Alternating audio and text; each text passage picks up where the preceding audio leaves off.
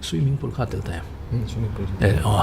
mai nai hian sarkar poisa ron ti hekzel ro ka voin point Nazareth-a lo honi ania Nazareth lal thazwala one championship ani chu professional ani to khalama khan an kal lo to a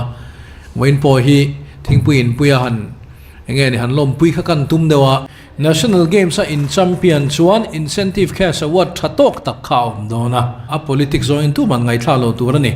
sports su politics free nal dawini income corner in local to ngamo diarama kan champion dona ni ti ngai tuangam lo jang chu hole ro ka ti ni rui lo do nan sports i warang uti te po hi ka du lutuk lo gai chuan a chan chu nau mani wangin mizoram amoi kan video lo clear tu te chi bai ule tun tuma chuan jun ni kwa sang ni somni le paruka kan sport minister pu te marin mizo thalai te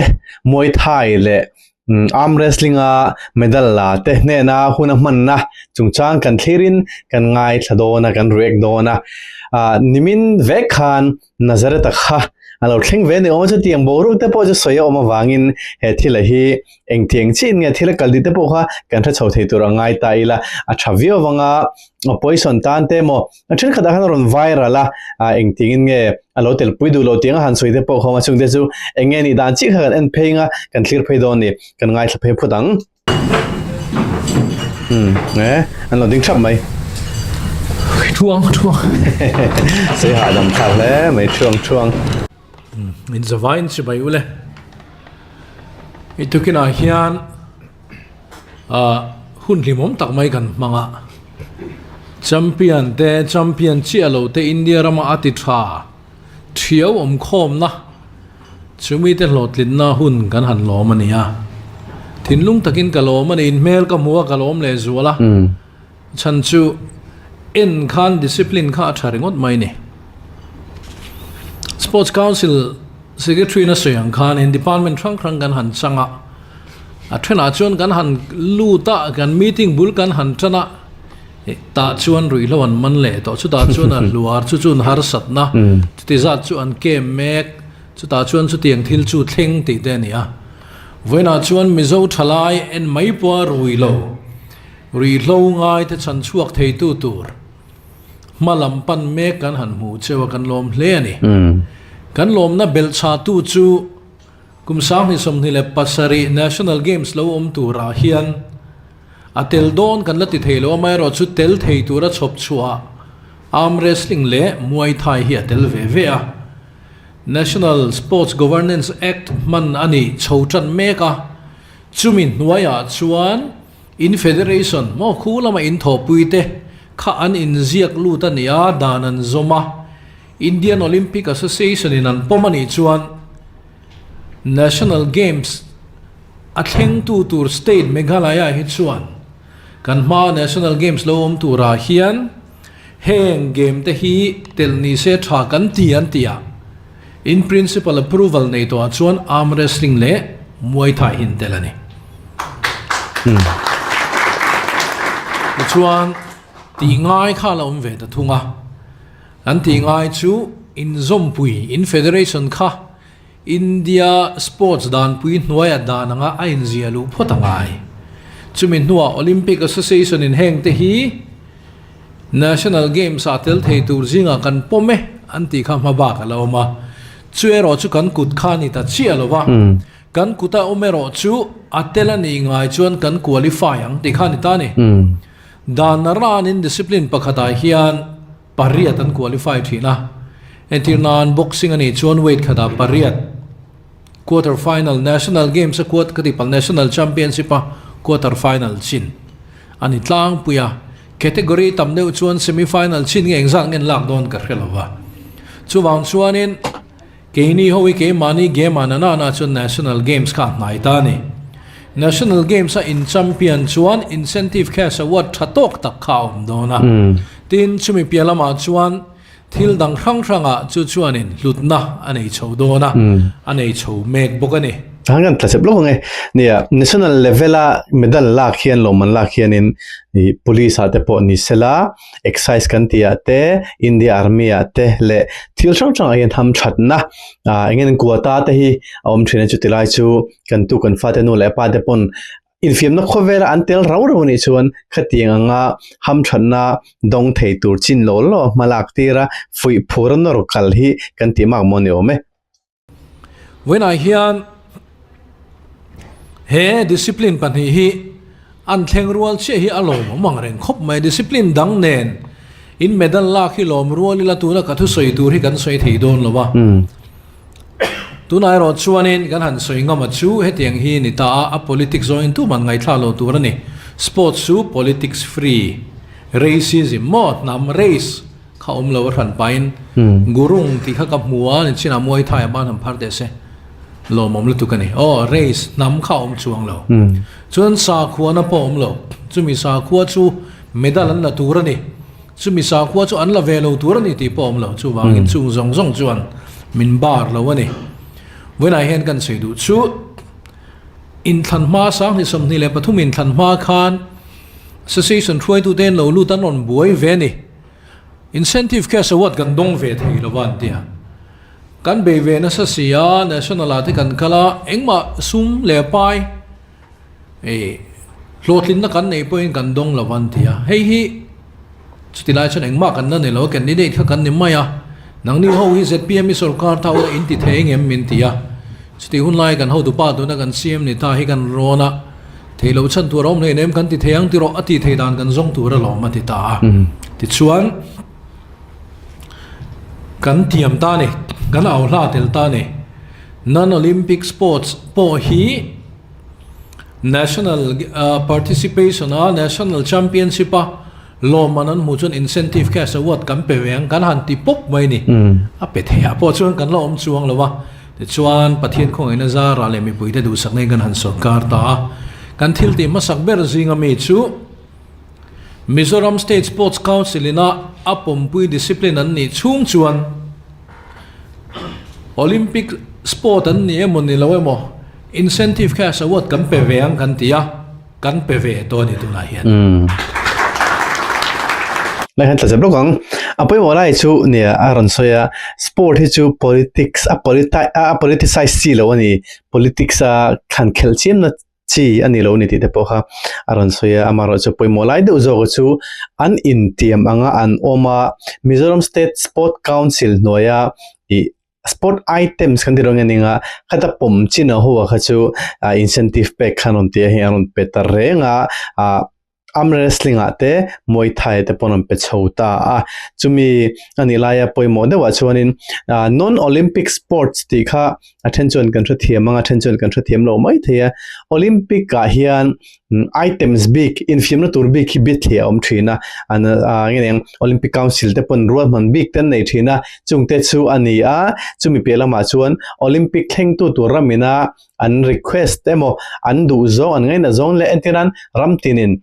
in film na ngai na big tekan lo ne khateng chi Olympic items at lo pokha tel tir dan thilom theini chuteng te chu kan sport minister khan aron saifia ale turangai ta kha thilom je chu aneta chu mini wang chuan tuna arm wrestling tele muay thai te chu non Olympic sport Olympics items at lo wang chi kha ani ti kha no cheta ila athome chuan chumi Olympic sport ni lo ten hena incentive cash award kan pek ve ta ka wanga alom man la tu te ange ni ara tel tu de chu arm wrestling hi ni to ni kuma in trevek to tru in la to ni kuma incentive cash award la zong ka arm wrestling han banan par to le ko ngain de ni ka te mo ka mon la nu ni ka shia thuo do ni muay thai po hi tel ve junior kan la mo ka khelawa season ma sa nga ning chu ka ta khanin loman la ka no me muay thai tang hin incentive cash award la ka no mem nge mo sa chino mo lo mo me kumina chuan tuna in medal awang hian in zawai hian sports incentive cash award Mizoram sarkar ina apek dong thei turin tu kwata ma lo chief minister soipui ni lo kan mial tu MLA soipui ni lo kan unit president min soipui ti lam ni lo win nang mani thiamna in tumruna in theina wangin voina hian incentive cash award dong tur chuan in lo tling ta vekani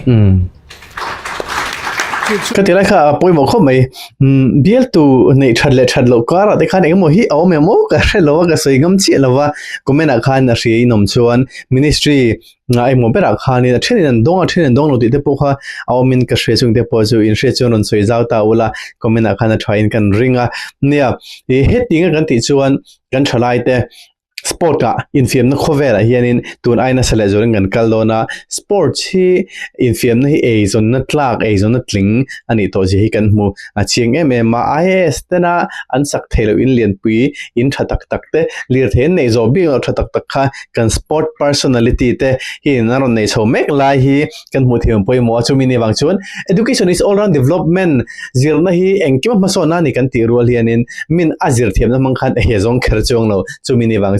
nu le pa te voina kan video lo clear te num chuan into in faten eng sport item sange eng in fiam na lama nge kala cha ka atuya aizona ta na mano ti khalo zir cheng ta ola chu tun din huna chuan aizona na tlak to ni ti kha indil du han lo pompui ta sela ma kan van son don em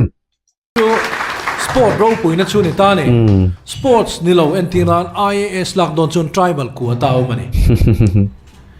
exam khang chon tribal ku ta oma tribal le tribal chau kha kanin ela India rama thaber te po kan el phak lo chumin hnuai chuan ke mani ku ta kha kan no khat ve thina ni sport ai ro chon tribal ku ta kham ve lo ni ini nel kha ka lo ena a hmu dom khup maya man ram ha ki po kha video kha ka lo ena live kha chu ni chi alowa an live lo po khan thana na ni chu ruột luang khan bor lui maya denika an au vel thina khang te kha mu nom kan lo ti em ani in tumpui te kha enula India rama thaberan ni tribal chau ni do lawin tribal ko ta om ve to lawani chuwang chuan sports chu politics free politics ten lo sa khuana pot ten lo kan sa khu kan kal salang tin ni lawin sa khuana wanga indu sak na ten lo ani chu tanga ta jep sak politics free ati lai kha ani chelo de mo ti central India hian Mizoram anga hi chuan lo da thata ila Mizoram bi ka chuan in athiam le athei hi chu kan thlang chok de le kem o ti thei te chu ni a amai ro chu association thong no ma asang chun YML le MFA da in mu follow chang te polo ma chu tianga chan eng ma thil thing te bo chu au mai thei a sai vek kha chu tul chong lawa chu mi lawa chuan coach te le manager te an du sak zong hi chuan in chan se chu nei ve tho mai thei chung te po chu soi tur te po kan mai thei ke mani nge te po hian chu tiang ni lo India ram pum ho pin clear ta ila politics chu telani zeb mi lo sei chuan en tirnan cricket team do men lo ma anu le pa te mi se lar vak lo hausa vak lo som le pa ne vak lo ten lo nia du sak vak lo ang chi te le he ta milar India ram pum ho pa khover pum ho pa cricketer star fa te kha han du sak viau te ran siam claim zok te po han khelti ran chi te thilom ve te po ani thowa football anga te po en soi thina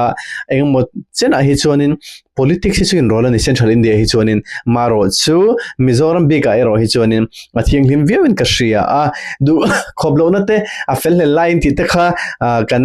video lo thir te kha chuanin ron soi ta comment ate po a thavi ome ti chuan chu ba ka chuanin racism nam chi in clear na sports ha chuna tel thiang lawani chu kan threnga voina hian in hlotlin na kan lom pui chewa voin chu ain hu na masa ni alom pui na tak chu sports incentive cash award kan sem huna kan in hlan don ani ti kha kan threnga chumi huna chuan mang khanin kan tianga nal dawini income korne nin local to ngamo in hlotlin na wangin chuan in tha kan na lenga hun ni mom tak kan mang le don ani ti chuan thil pani che ka soinga ka du to kanga soi re ka tum lawa pakhat na chuan namdangina anti ve Facebook ta hian kan la lang tam hlei thelo amresing hi khelan tlema moi thai khelan tlem ti lam ka soi tu mani mi alawania ti tak taka an be na sport ta hian kan lang sang hlei thelo chulai chu ingtin nge niang o ti kan ngai tu ani poi mo khomai chu wang chuan in Mizoram sarkar ina tunak aboi pui mek chu empowering Mizoram sport ani ta Olympic game ho kha ni ta ni Olympic game kan ti pariat kha iti photang kan te Olympic discipline ho kha ta po India rama kan thatna India a that ve na kha nga ya mizo te po kan that na ni te langai amai ro chu Olympic hi ain thla ka ni tru mana karate thina karate to mi lo tu na chuan breaking anti break dance te kharon oman paile don in gria cricket te por onom to don ni du na chuan eng tikai mo chuan muay thai poi lo la lu karing eng tikai mo chuan a thleng tura mina an zir chuan arm wrestling te poi lu hun ala om mai the Olympic i thlen don piang in a game hi an review ti khan an thak thina ni chuan khovel hi an han be ta tak se enge kan anang ta chuan in kan tran chho ve ngai ni tun na ya ultimate fighting a mixed martial arts kan in fear me train khatte le mizo na thak train khatte lotlin na wangin enge ni aboru ko mega voin point Nazareth-a lo ho ni ya Nazareth lo thazwala one championship ani chu professional ani to khalama khan an kan lo to a voin po hi thingpuin puya han enge ni han lom pui kha kan tum dewa he program hi om ba ka karil ru chuan a airport an hmuak don a miss mine kan in be pop rega miss manen in laman hmuak don boka way metenen hun nuam tak lo mang sen ak tuk lama kan mang don ne ka te nak tuk a lom pui na hun ka mang dona na hen kan tse dong kha anita ron viral chen khada khanin tun na ya Joshua Van kan shri anga ani khai UFC champion ani kha Mizoram aron kala na samang kheng khanin program kha an lo man pui kan ti dong nga mixed martial art te khanin even an nei wang khan ardeng thoma hola khan mo khating vela khanin boro khan soite po kha oma maro te khan ron soi fi ta vio va ani chu professional line le hemi in state sport council na malak puyang chi amateur gan tiang chi tlem chuanin adana dang de professional ani to chuanin sarkar atang te po hianin nganiang incentive kan kalpui danang chi te po hian dong lutuk lo dewin kan ashri amaro chu ka telai kha chu anti duni kha chon ti theilo kha chu omchong lo theng lo kha chu omchong lo wa professional ani na lai le national level te hi chu inang theilo chu ma telai kha shata ila thavia wanga nia ma kan son zela one championship apo Nazareth-a khanin US dollar noi khat contract khaning aron mua khami tunhaya Philippines pa brutus sami athenjam brutus ande athenjam brutus antinga ane na awang khani one championship khan US dollar noi khat kha khami contract kharon mua I tundin buna yana sumle pai currency exchange zir hianin noi khatane chu India poisa jun noi som khotang noi za ating chho trap mai thei chu teng bor ve chu nia om je chu nijina karan soy lok lai lo chu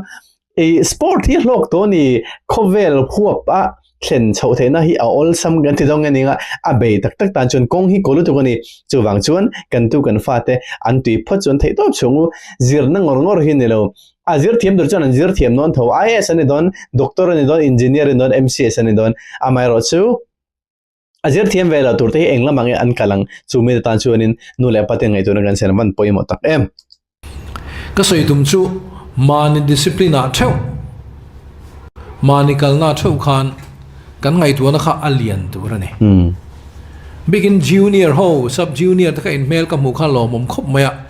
in huai mail ka te in mail po kha ti tak na ka mu in ga ria alo mom in future bright ani enge kan maum engting nge kan ti theng ti kha ngai tu tlat tu rani khovel kha elve tlat tu in tumpui kha megalaya kan elchon megalaya level kan nya Manipur kan ti chon Manipur level kan nya India kan ti chon India level kan nya kan maba ka kan mathir ike chu football a kom rei dawa kan champion thei mi alo ne football hi ka ti ka soi ngai lawa pakhat chi an soi ngai kan thalu tu kan champion lo gola kan van duai ti ni reng ti chon kan champion ma sak ber chu kum sang ni le pathum kha na ni ala mola trend in tamzo sim piang lo nga ta chuanin korsen kan ha kan buai pui wa khan ti men kol tu zinga mi kan ya khata kan naw te ka khil chu India rawa kan champion don ani ti ngai tuangam lo jong chu hole ro ka ti ani champion po tungam lo tel ve tu ringo chu hole ro phan chaem ne nei nang reng sports reng chu level rang man hoi chon participation tel ve hrim na fitness tan risel na tan thian kom na tan rual pol na tan ado ta chon competition pa nga ya ka tel ve ka in en ve chin don kan thenom khuan ne nge ka an district dang ne nge kan an nang ni chu mi chung dai chu ni to ni excellence an tia a chung le a sang ber thleng thei tu ra be in ni to wangin in ril ru kha alien tur ni in tum kha sang hle tur ni chu pakhat na panina chuan tangan tlakan tlazep lok nge ni kan thachong pute te hi football hi tui khop maya ka soi sual lo chuan mo kumsang ni le som pani ani time o ai ma poni mai thei chuting chobor ve chu ani in ka shria ka soi sual lo mai thei som pani ani lo chuan som sang ni som ti chobor ve ani zok ma ome tum khat ka ti rong ani Mizoram futsal kan hre tak tak ma hianin pute te aizol veng lai ni keni ram thar veng kan nia I kanin nai keni te pe chu boundary kan om zirtir college pula kan om thina kan chuak chochi aizol veng lai ni kan chukla ram thar ani kha tiang renga om khan nia pute te hianin Mizoram ma sabar tur ani thobo kan tia tuna futsal kan ti aron lar tak tak ma hianin PL field kan ti thina aizol veng lai ya khan an ron hosa kan khel ve nge aizol veng lai chung chu khel tur ani kan khel ve thowa achan chu veng lai aizol veng lai han tam em wang khanin kan khel ve ta chuan ka soi tum zo chu khatiang Mizoram polo ngai lo ron ching chu tu nu thlenga tia ron ti hian ni na la hian fakom khop maya ni za tha de kan soi te lo longa ta khan chu thobo kan ti chung kan khela kan in rang hanin kapate una jano pangber hi a khel boka kan na ho khel boka ke ka khel boka ti chuan ni second round vel thangkha kan khel ve ni anu rang ha chuan ani choram thar veng ani an demin drop ta de ya anu kanau le ka pate ka chu an khel kui thaka ka pate de pe champion mo an champion mai the chu teng bor vel chen ni ta ani ja thala kan soi thel sam ni sela Mizoram ta ni na tholo khop maya I mun sang sang no kala thil sang sang lo tonga idea nei tha ani na haron lang chok thina Mizoram ta hian tun den mun thleng po hi ni sela MLA han candidate han tlin chi po khanin MP po han gan base puil khop maya independent din khan maro chu base ang han ni ta chi lova party base nei lo wang khan ti chuan sang ni som ni le pathuma MLA in thlanga han tling ta mi zong zo kan sport minister tur kan rin kha aron ni chhota chi aron ni ta reng boka sport ba khan less de te labor employment skill development entrepreneurship te aron en kol tela ti chuan khami lo le chuan excise and narcotics aron en kol tel boka anu khan tourism han pebel le ta a department chan hi in person lo te in nai te engeniang I thalai de khovel thalai te na sum le pa en tho chu thena tur ezona nei thena tur ta na thil tong kai nen he nei morem khop maya chu te lai chu angai nom lai le ama po he na tui chil na lai ni ke ma chuan ka be se hi sang khom pute te sim sim hianin tun din mana po tourism hi Mizoram hin tun ai na sa zong zoka choi kan da ni ala om chewa chu tiang chu thei to phan chu a zel sera ti kha kan han soi duwa thil lang nei kan peng te le jama ra jong ai nom lo ti sam ro war da kan cha du cheu discipline ti te zuk le muam ti te chu kan kalpel to khata alo la boy ho kha chu boy mai ro sa boy lawan kal zel don chu wangin heng thil te soi vak ka tum lo tin ka soi that vak du lo thin chu voin chu kan soi zel anga rui lo do nan sport si I warang uti te po hi ka du lu tuk lo gai chun sport chu kong zo ve mai ro se rui lo do na le kan ni lo ti ka ngai dan ni ai na lien zo rui lo po kan do thawang chuai chu na lien zo kan thil tak tak kan ti don voina kan soi du chu hi ni ya contact sports tan voina hian chanchin lomom deuh kan nei chu hei thenom loka hian in mun malian kan nei do na cheng vai bel se som thum le pariat chuang project sang son to ania tuna hian ta chuan center of excellence ani do na discipline pakhat ming ron putti ro ron thlang ro mi zo ming than to nan ti wangin boxing kan han ti phota ataka kan ran na chuan in kan mang tang kai thei do na gym thaber chi kan da don achunga tuna swimming pool kha tel ta residential munte omanga gym thate ain bena space kha tuna po mun kan ma kan nei lo ti ang zong zong kha enge mo zat da theina te kan nei do na achung po nge ni equipment tha kan thuam tu ri kan sadon chu tur chuan sang son kan nei to ni a hun chu rei deu hlekanga amai ro chu asak hun chunga duwa ta chuanin kan ti don tin muay thai hi atira khan kan in dor to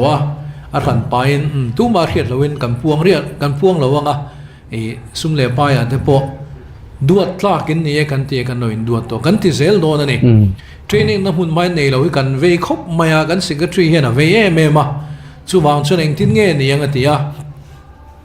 ram huna kan boxing hall so boxing in an mang tangkai zelang amai ra chin soyang khan ring chunga in fight in nia wangin muay thai nen po hanin man chok zok theina durwa manna siam chho me ka nia nang ni hi ti hianin kan duat chho zel don cheu ni cho arm wrestling anom le arm wrestling hi kanin mungun khop maya a roi tu te nen hian ma wa roi tu te nen hianin kanin do reng maya e hun main ma mo thui kan thria he ti hian ka peng chho de cho kan tiang han ting hal buan ni kan du lo de hleka om se nei kan han ti chho zelanga kan hun ma siam mek then khatte han zo se ta chuan eng chin hinge arm wrestling khoi hinge kan accommodate yang ti te hi kan ngai tua ve reng ani ti china kha kan soyanga tin entria pro panja event nikum masa ni to chu sang ni som ni le palia aizola kan han ne khang ade po khan nge masat kan in seng arm wrestling ti larna ta na poimo ma mitam tak e hey kan ho tu ten an soya kan accommodate sen lo de thoi arm wrestling kal du hi kan ne ani tia kan budget chu kan ria sports council kan budget chu discipline rang ena in sem kan ni wangin han ti san hloi the boxi lova tin arm wrestling hitle ma kan van duina chu kan som pui federation te hi sumle pa ya anla enge ni anla ngel nge tok lo wangin akal man te thlen na sen sowa har sana tam takin tok ti kan ria discipline then kati chun van ne nia an thlen na te nei le inten kal na te a federation zo khen anon tum thina ni India Iowa kal tur phei chu kalman zong engkim tum sak vek zelan nia mai ro chu keni discipline pat ne ro chu kan la pat che khopa India thleng hian kan zindon po sum tuang ngai zel kha kan ne wangin la har sa chu ti chung chuan in duang diek dekin kai pui thei lo chungin thei top kan chuat langa kan thei chin sang lo ma se ti kha voinia hian kan soya in hlotlin na kalom pui chewa kalom pui ti ai ma hianin ale ding zong a soi ka duwa lom thu ka soya ni ta ka chu man dik em a chan chu nang mani wangin Mizoram amoi nang ma ni wangin Mizoram sports amoi Mizoram state sports council amoi sports department te pon moi ani nang mani wangin dik che chu wang chon thei top lo chua te in thorim dan hi report ka dong ania moi thai ho in training na sat zia te ka riania in training ha thak em mi han zo te mi han thil te in ha thinem ha te ru ma se boina chuna nuam to te ru kan duang tok in kan in duat thei lo chungin e thei top kan chuanga hey in fiam mi bi ka a special case ka thina ni e sumle pa ya har sabing zual an chung kwa ting chuni an khwa lalu tuk ti te tin ani ber ai zong tu ber hetinga kal chu mek se wang hian an vai chon pui thei lo maila ani tal hi chu tiang te ka chu om mai thei special case om chuan association huai du te ron in tharung lo la an seng khan vai chon a thei lo thina wangin enge mo bi ka hi chuan kan in fiam mi te kan background kan thria kan kal san tak kan in le lo te kan nu le pa te kan ei zon na te thleng hian in har sa te kan thria mi hau safa te kan ni lo ti te po kan thria chu wang chuan ania thei top chu kan han ti incentive cash award po non olympic discipline an nia wanga pek ve lo hi a fair lo ve Mizoram ti ming thatu tho lo man ni kan pezelang kan tia e boina hian sarkar poisa ron ti hek zel ro incentive cash award hi chu sarkar po in seng ve zel ro se athiam ten he na hi chuan in uilo ro se te hi kan han sei du ani voina medal Mizoram ta na medal min lak sak tu te in nia wangin in chunga lom thu ka soye kalome leka tisin ka putete thu soi ni a sports secretary ken nei mo toite trong company ka le ron nei dona putete thu soi chin a khanin han rek du like kan nei chu aron soi kha apoi mo khop maya tle ma khosa kharsa zual hi om ve theini mishing a hianin entinan an khosa boxi transportation zong te ngai midang te ai ngai le zual zok anin ta ai zol khopon kan han tiang chi te district capital ni lo kan han tiang chi te hi thiam na thatak theina thatak sang tak nei ma sela har sana tam tak hi om ve the chu te lai chu kan sport minister khan ron mu fu khop maya chu min ro chuan association te kha in chan wala poimo nan ni khan in du sak big nei lovin amamo ngoi te kha man thur chok tawle chu te lai chu in ming than le zola tur te po kha ani do na kan sport minister hi thu soi shim atak ngak maya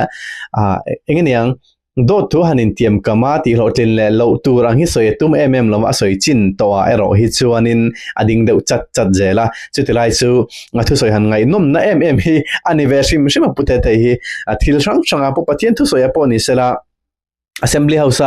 budget se sonate po ni sela thil sang discuss sonate apo ni sela thu soi hi chu campaign thleng pon ro se angye chur zela ngai thaki anom ma hi miti tak ram siam thatum ram vei takani ti hi alang chiang zela ti khan moi thai le am wrestling lampang te khan in ma sona tur tam thangin nei zel dona chumi tana poemo sport minister tha kan nei hi inwan ne puizel tur te po ngai la thome tuna chuan Mizoram Mizoram State Sport Council Secretary ina aron tongkam ni khadaron da hingai chunjum lokang no dahan putete mai ke kalongai molu dukan sing aron kun lop tamai long muin karing avuan charchar hetilai hi akutkin lo do charchar chu angai mom khop mai a do ku chaka ati sei chung mini som pasare thathleng borvel khachu heng bo chu ni sela lo thlang wat te utilai kha Ole, he minute somlia kan program kan zo der maya alamom le ni ming la introduce che lo kha tlem kan lo ma kan ti ver hrim te ang heta hian pol bada kan sports promotion officer senior sports promotion officer ania ani hi kan association council noya association somthum pali district sports committee som pakhat le chutiang vela tu la en kol tu ber kan sports promotion officer chunia ama po hin thia da thawme tin pu islal ram enga puma enga ani hi MCS officer ania kan minister private secretary minister puitu ber ani tin pu sangte information officer local boka kan lom khop mai tin social media lampanga kan YouTuber le kan media mi te khongain inam huna khan ban lo phar be thrim tewa kan lo me atop kan khardo nanga kan soi ve du chu kan athlete voina kan VIP te nei share reng ka du ka soi ve thina chu association throi tu te hele chen mani in seng sova lo boy pui thin tu cheu hi inza zom zel apoimo ti kha kan cha ve du chewani in throi tu te wanga voin thleng thei hun har sa mang an thak tak po paltlanga sutlang pui tu chewan ni awangin za taka in en reng angai ti kha sports me in ni wangin discipline plus respect impact hiam acha hle ani voina hun thatak kan nevai kan lo me mani katizong kha kan video te lo ni ta atopa na soi kha poimo khop maya mizo te hi discipline hi atira chung kan nei thachin bulgan anchana kan tui kan phura amar chu hunaron kala ke mane thei tareu emo thim tareu tling tareu ni kan han riat nu hianin kan che thina chutilai chu kan than mo bok te jinga mi hi ani discipline a thatna na chun atira thim tak ni lo ma sela theina sang tak nei lo ma sela a injirna na chun ma ason dona sang tak hi thleng dona ti kha lo sheta ila ngeneng sport la khel zel du turte in fiam na ma la kal zel du turte tan chuanin apoi mo mera chun discipline in sum theina le ke ma ni min char chuak tu te min ti hriam tu min char hriam tu te thu kan oi hi kan hlotlin na ta na thil poi mo mera ni voini thlengenin Ronaldo hi engtin nge level sang tak khenga la khel thei kan ti chuan a discipline nei thajia kha kan thotho ome chuteng te ni wang chuan kan sport personality te kan athletes te in kal le zena tura du sona kan han cheu zoram ti mel thatu ti ming moi tu lo ni zel ola sang takin thlen thenan lo in sum chang ula discipline thatak lo nei ula nang mani en kol tu cher chuak tu cheu in nu le pa ta pone in coach te in sar te manager te poneng an thu lo oi turin kan hen soming kan ngan ni sela thange hun man nom vek ule